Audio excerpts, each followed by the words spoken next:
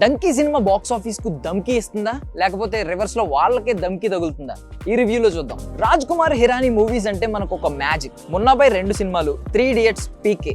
వీటిలాగే డంకీలో కూడా సొసైటీలో జరుగుతున్న దానిపై ఒక క్వశ్చన్ రైజ్ చేశాడు మన డైరెక్టర్. అయితే ఎంచుకున్న టాపిక్ ప్రభావమో లేక ఎమోషన్ కూడా కాస్త మిస్ అయిందో ఏమో కానీ రాజ్ కుమార్ హిరానీ ప్రీవియస్ మూవీస్ లా అయితే మాత్రం ఈ సినిమా అలరించకపోవచ్చు. షారుఖ్ ఖాన్ మాత్రం ఎప్పటిలాగే మ్యాజిక్ చేశాడు. తాప్సీ పన్నుకు అయితే షారుఖ్ ఖాన్ కంటే 1-2 నిమిషాలు ఎక్కువే స్క్రీన్ మీద కనిపించే పాత్రనిచ్చారు. విక్కీ కౌశల్ ఉన్న కాసేపు కూడా మంచి నటన కనపరిచాడు. మిగిలిన అందరూ కూడా ఓకే.